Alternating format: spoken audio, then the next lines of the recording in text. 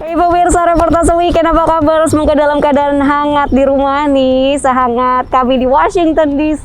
Ada kita berdua, saya Vina Muftadi. Dan juga bersama saya Ian Umar. Kita ketemu lagi di Reportase Weekend dari VOA, persembahan VOA untuk menyampaikan berita-berita menarik di akhir pekan ini. Ya. Dan kalau di akhir pekan saat ini di Amerika, tepatnya tanggal atau hari minggu ketiga di bulan Juni dirayakan sebagai Juneteenth, atau itu adalah hari libur nasional untuk memperingati pembebasan para budak di Amerika saat itu ratusan tahun yang lalu. Iya. Libur kita nih. Libur dong, tanggal merah nih, tanggal 20 Juni 2022 tanggal merah di Amerika yang memang hari liburnya baru ditetapkan tahun lalu gitu. Jadi masih gres ya, kita bisa long weekend gitu. Alright pemirsa, Reportase Weekend punya banyak cerita menarik hari ini. Film Top Gun Maverick akhirnya merajai box office pada awal musim film blockbuster musim panas di Amerika dengan pemasukan $156 juta pada akhir pekan pemutaran perdana. Perkembangan ini membawa angin segar bagi industri film. Kelompok Korea BTS bertemu Presiden Amerika Joe Biden untuk menutup rangkaian bulan peringatan sejarah warga Asia dan Kepulauan Pasifik di Amerika. Di tengah masih terasanya sentimen anti warga dan imigran Asia dan Kepulauan Pasifik di Amerika, BTS serukan inklusivitas bagi warga Asia. Tema Hari Bersepeda Dunia 2022 adalah merayakan cara terjangkau untuk hidup berkesinambungan. Menjadi inspirasi banyak pesepeda, prinsip ini membuat seorang perempuan mendirikan klub Go West dan toko sepeda di Los Angeles. Juga sejumlah diaspora Indonesia di sekitar Washington DC yang bersepeda untuk petualangan dan menggalang dana.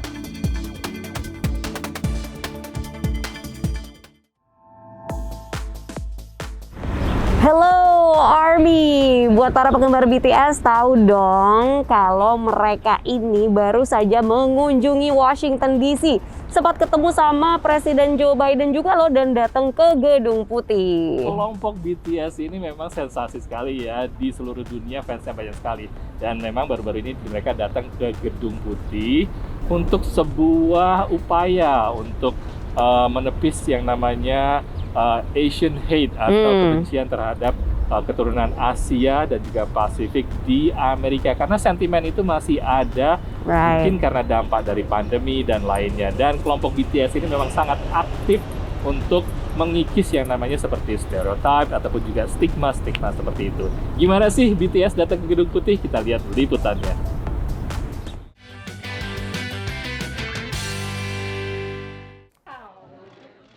Di Gedung Putih, grup band BTS dari Korea Selatan bertemu Presiden AS Joe Biden untuk membahas representasi dan inklusivitas bagi warga keturunan Asia. And lastly, we thank President Biden and the White House for giving this important opportunity to speak about the important causes, remind ourselves of what we can do as artists. Once again, thank you very much. Peraih nominasi Grammy ini juga mengutarakan keprihatinan terhadap insiden anti-Asia yang belakangan terjadi di AS. 네, 최근 아시아계를 대상으로 한 많은 증오 범죄에 굉장히 놀랐고 또 마음이 안 좋았는데요. 이런 일이 근절되는데 조금이라도 도움이 되고자 오늘 이 자리를 빌어 목소리를 내고자 합니다. Fans BTS atau yang disebut ARMY menanti untuk melihat idola mereka sejak pagi. I really want to get the chance to see BTS. Yeah, I haven't seen them yet in person. So it would be an honor to get to see them. Mereka yakin BTS akan bisa merepresentasikan isu anak muda universal dan jadi ikon yang tepat. They are really big symbols, and it's not just like within Korea, but just like internationally. And I think that coming from people that have like that power or have that voice to like and use that for good, I think that's the least that they can do. And Juni 2020 lalu, BTS menyumbangkan $1 juta untuk gerakan Black Lives Matter, gerakan kepedulian terhadap nasib warga kulit hitam di AS. ARMY BTS menyamai angka donasi tersebut dalam 24 jam.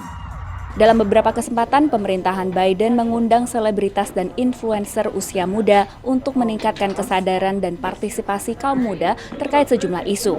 Sebelumnya ada Olivia Rodrigo dan Seth Phillips, Dude With Design, yang sempat diundang ke Gedung Putih untuk mengkampanyekan vaksin COVID-19. Meski bukan warga Amerika, fenomena global BTS dirasa tepat untuk membahas masalah kekerasan anti-Asia yang terjadi di Amerika. Even though they're not American, they have a huge platform. They are Asian. They have said themselves when they come to the United States that they've experienced this discrimination. Gelombang budaya pop Korea atau Hallyu juga dilihat punya kekuatan yang signifikan dalam geopolitik internasional. It's interesting as South Korea's pop culture becomes more and more prominent, and it is a form of soft power. It is a form of diplomacy, and they play such an important role. They're at the White House today. They were at the United Nations, so they have a platform. So you could say that their responsibility goes beyond just entertaining us. LSM Stop AAPI Hate mencatat lebih dari 10.000 insiden kebencian terhadap warga Asia dan Kepulauan Pasifik di AS selama Maret 2020 hingga Desember 2021. Dari Gedung Putih di Washington DC, Virginia Gunawan, Rifan Dwi-Astono, VOA.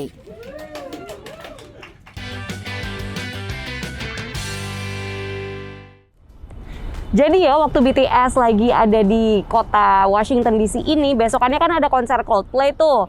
Nah banyak pengunjung konser ngira, oh akan ada BTS nih, karena kan mereka punya lagu duet, tapi ternyata BTS nggak muncul. Betul pemirsa, BTS luar biasa dengan inisiatifnya ya untuk berusaha menepis Asian hate di Amerika. Ya benar sekali, tidak hanya Stop Asian Hate, mereka juga aktif di gerakan seperti Black Lives Matter. Karena mereka kelompok ini memang sangat-sangat mendukung upaya-upaya sosial seperti ini. Pemirsa jangan kemana-mana, Reportase Weekend akan kembali setelah yang satu ini.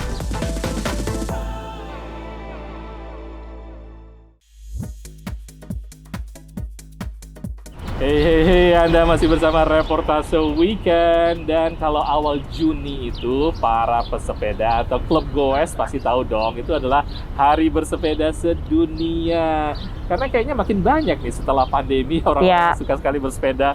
Apalagi Car Free Day di Indonesia sudah mulai kembali lagi. Betul, di Amerika juga banyak tuh yang semakin menggemari main sepeda ya kan. Dan apalagi sekarang juga semakin banyak dorongan-dorongan untuk misalnya ayo hidup sehat, hidup berkesinambungan dengan cara terjangkau. Sepeda kan terjangkau banget, murah kan. Wah, kalau sepeda yang biasa, karena di Indonesia juga banyak sepeda yang harganya puluhan juta dolar. Tapi pada umumnya sepeda itu terjangkau. Nah, di Amerika ada nih seorang ibu yang mendirikan klub sepeda dan juga ada tokonya juga ya. Dan ini diminati sama banyak orang, termasuk orang-orang Indonesia juga. Kita lihat liputannya.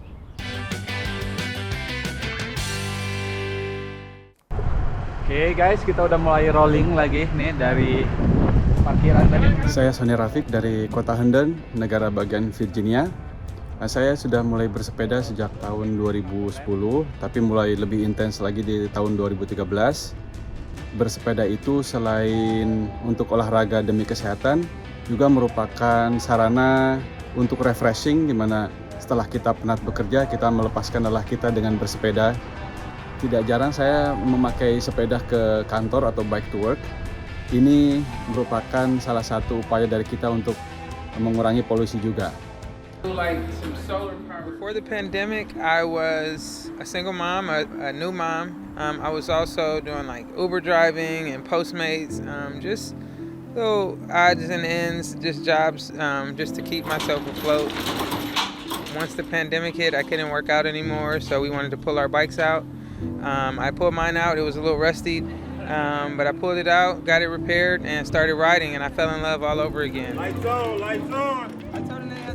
In the beginning, right around the time we started riding, I noticed that a lot of people who wanted to come ride with us didn't have bikes. So I found a place that had bikes, and I took my savings, and I bought 3 of them, and I posted on my social media that I had bikes for sale, and they sold immediately.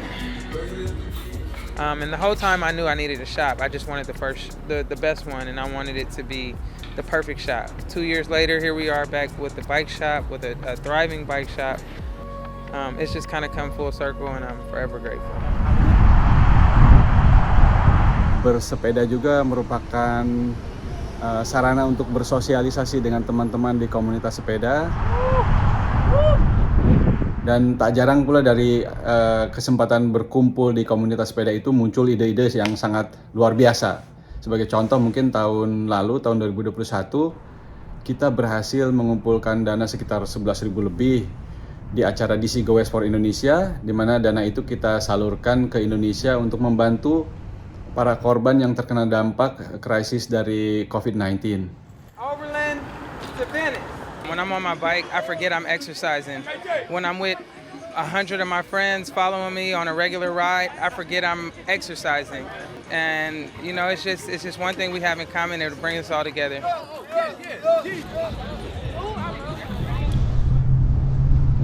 Udaranya mulai cukup kerasa dingin juga nih. Bersepeda buat saya dan teman-teman mungkin menjadi sarana untuk berpetualang atau adventure. Kita sekarang masuk ke tunnel. Jadi kita sudah beberapa kali mengadakan bike touring. Jadi kita mengadakan perjalanan dari Pittsburgh menuju DC atau dari Cumberland menuju DC. Jadi kita melakukan perjalanan antar kota. Perjalanan antar kota itu pengalamannya sangat berbeda dengan apabila kita melakukan perjalanan dengan menggunakan kendaraan seperti mobil ataupun kereta api. Untuk itu saya mengucapkan selamat Hari Sepeda Dunia atau World Bicycle Day. Semoga kita tetap sehat dan jangan lupa terus bersepeda, terus bergoes-goes ria.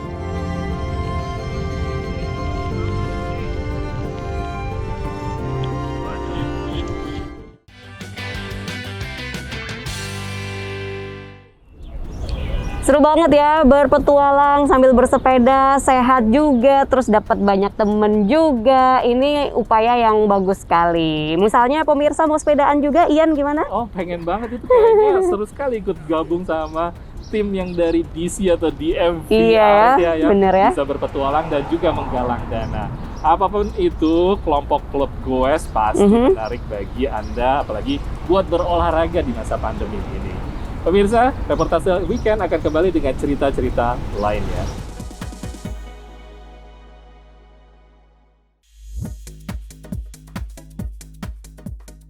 Pemirsa, welcome back di reportase weekend. Satu hal yang aku suka Ian ya, kalau udah musim-musim kayak gini di Amerika, bulan Mei, bulan Juni, menjelang musim panas, itu film-film di bioskop makin bagus-bagus banget, ya kan? Kayaknya sengaja disimpan deh buat bulan-bulan ini. Iya, karena musim liburan ya. Oh, musim liburan. Salah satunya adalah Maverick ya kan, Top Gun, film yang kalau anak lawas kayak kita berdua pasti tahu. Top Gun pertama yang keluar tahun 1986, sekarang keluar lagi Top Gun Maverick yang konon kabarnya ini sangat berprestasi sekali ya di box office ya. Sukses banget besar katanya karena meraup sekitar 156 juta pada saat weekend perdananya. Dan ini sebenarnya pada masa pandemi untuk melewatin angka 100 juta aja udah sulit. Tapi ternyata Top Gun Maverick bisa melewati, memang top kayaknya. Oke, seperti apa sih cerita dari Top Gun ini? Kita lihat dari liputan bersama reportase weekend.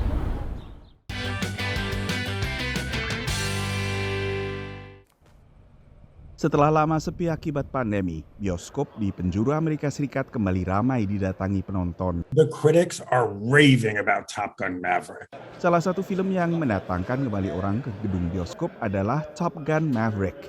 Menghadirkan kembali tokoh pilot pesawat tempur elit Pete Maverick Mitchell, diperankan bintang Hollywood Tom Cruise.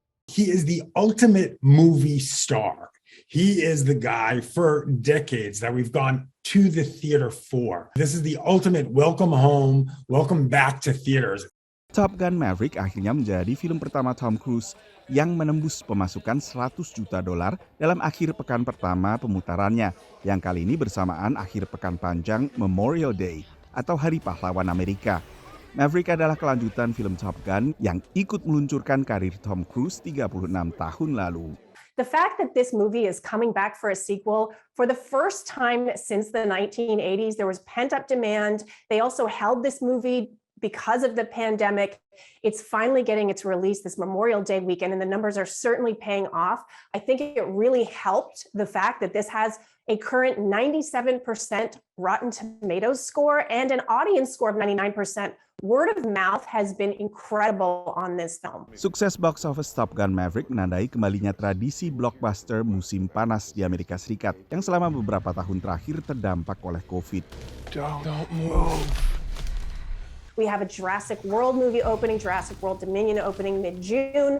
We also have another Marvel movie, Thor: Love and Thunder opening. It's kind of a stacked slate this summer, so this is a great way to kick things off. This is popcorn movie season. Summer movie season typically has big numbers, but due to the pandemic and a lot of movies getting delayed, audiences are going to be spoiled for choice this summer, and it looks like it's going to be a really big summer at the box office. People, as much as people love their streaming, I think they're ready to go back to theaters.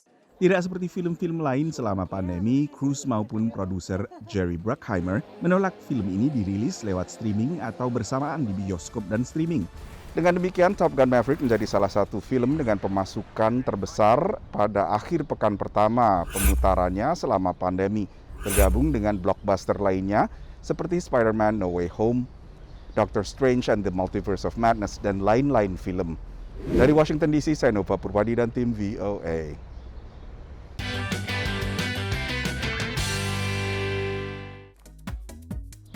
Ini kayak curiga sama Tom Cruise ya. Kenapa?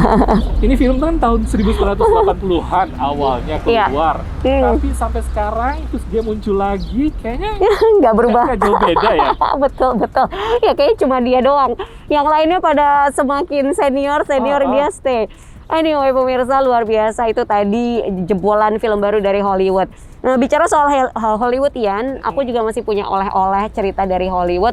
Beberapa waktu lalu saya ketemu sama Hannah Pinyon. Ini adalah seorang remaja diaspora Indonesia yang akan menjadi kontestan dalam kompetisi kecantikan Miss Teen Asia USA yang akan diadakan di California nanti akhir tahun ini. Saya ketemu dan langsung aja kita lihat reportasenya.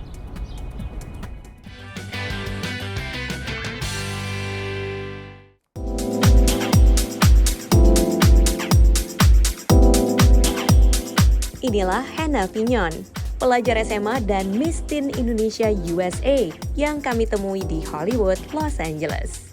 Di sebelah saya ini ada Miss Indonesia, saya emak Indonesia. This is Hannah. How are you, I'm Hannah? good. How are you? I am very well, thank you. Hannah ini adalah seorang remaja diaspora Indonesia, sangat spesial lagi.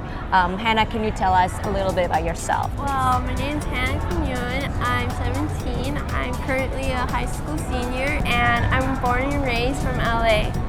Okay, but your parents, one of your parents is from Indonesia? Yeah, my mom's from Indonesia. She was born and raised there. She's from Jakarta. And my dad's from here. He's Hispanic, and his parents were from Mexico, so I'm Mexican and Indonesian. Perempuan yang hobi menyanyi dan menari ini akan mewakili Indonesia dalam kontes Miss Teen Asia USA yang akan diikuti oleh remaja perempuan keturunan Asia lain di Amerika. I'm so grateful and happy to be representing Indonesia at running at Miss Teen Asia USA, and I'm just really glad to be part of my culture and really have a face for Indonesia. Meski lahir dan besar di Amerika, Hannah tidak pernah meninggalkan budaya Indonesia yang dipelajarinya dari sang ibu. Perannya dalam kontes kecantikan tahunan ini dapat dukungan dari orang-orang terdekat. She's actually very quite unique. She's always sweet to everyone. She's beautiful.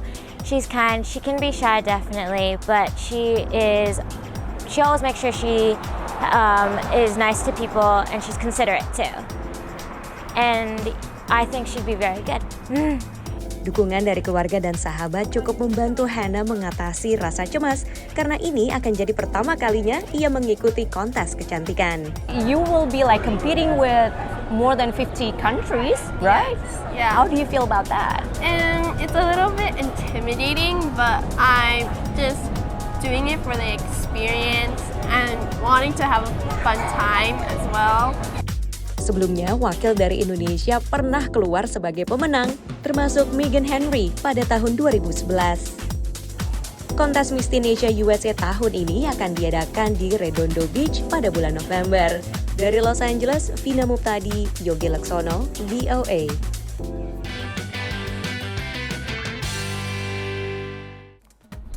Jadi Hana ini usianya masih 17 tahun Ian ya, dan kelihatan dia tuh masih sangat-sangat lugu sekali gitu kan. Jadi dia sendiri bilang kayak katanya dia memang agak cemas gitu kan, deg-degan, tapi juga excited untuk mengikuti kontes tersebut. Kayaknya bagus sekali untuk pengalaman buat seperti Hana ini yang baru usia 17 tahun, dan mudah-mudahan sukses ya, karena bulan November ya acaranya, dan sukses untuk Hana, mudah-mudahan membawa gelar dan juga membanggakan Indonesia untuk heritage dan budayanya. Pemirsa, sayang sekali reportase weekend harus undur diri dulu, kita harus pamit. Saya Ian Umar. Dan saya Vina Muptadi, kita berdua dari Washington DC pamit. Sampai ketemu lagi next time di Reportase Weekend. Sampai jumpa.